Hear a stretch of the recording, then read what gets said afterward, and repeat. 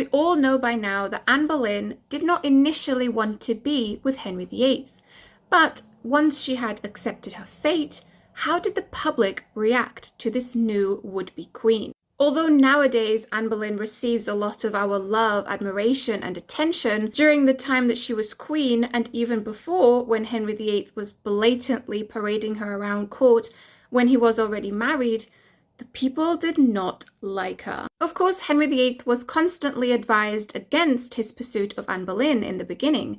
The Pope even said he could not get an annulment from his wife Catherine of Aragon. But of course, some nobles encouraged this because they knew this was what Henry wanted and they wanted to be on his good side. But Henry VIII would finally find out just how much Anne Boleyn was despised in 1531 when he very famously went on summer progress without his queen. Royal progress was something that the sovereign would do to present himself to his people. These were great big events and the people would flock to see and catch a glimpse of their sovereign. But when they realized that their queen Catherine of Aragon was not present and the mistress Anne Boleyn was in her stead, the public began to throw not only insults at the couple, but even stones. And the royal progress was cut short. Interestingly, it was not only in England that Anne Boleyn was rejected. In 1532, when Henry VIII had been told multiple times that the Pope would not grant him his annulment, and most of the European countries were also not in support of him, he turned to the only person who he thought could help. And he made arrangements to meet the King of France, Francis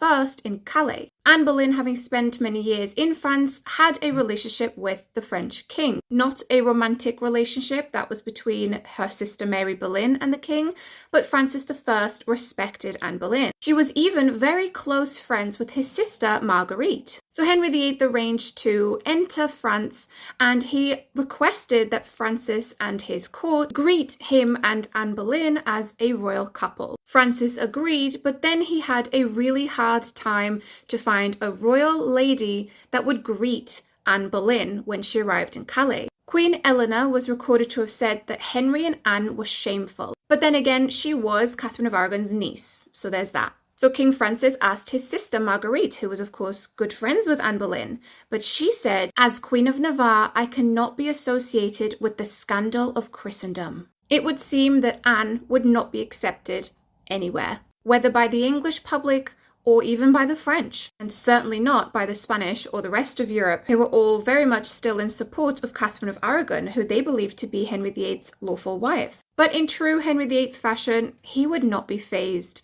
and he just continued in his obsessive pursuit of Anne. The people's dislike of her was made clear yet again when she went on to be crowned. By this point, Henry had already annulled his marriage to Catherine of Aragon through Thomas Cranmer and the Reformation, of course. He was supreme head of the Church of England and he could do what he liked. He was now a free man, so he'd married Anne Boleyn and swiftly crowned her. But the coronation was a pitiful event. As shown in the TV show The Tudors, hardly anyone came to witness it, and those that did were not best pleased. And of course, this bothered Anne Boleyn as it would bother anybody. I'm sure this was very frightening after everything that the king had done to have her. She was not being accepted as queen, no matter what titles the king was giving her. And public opinion was very important. Sadly, the people never really came to accept her, and we all know what happened in the end when Henry VIII also tired of her.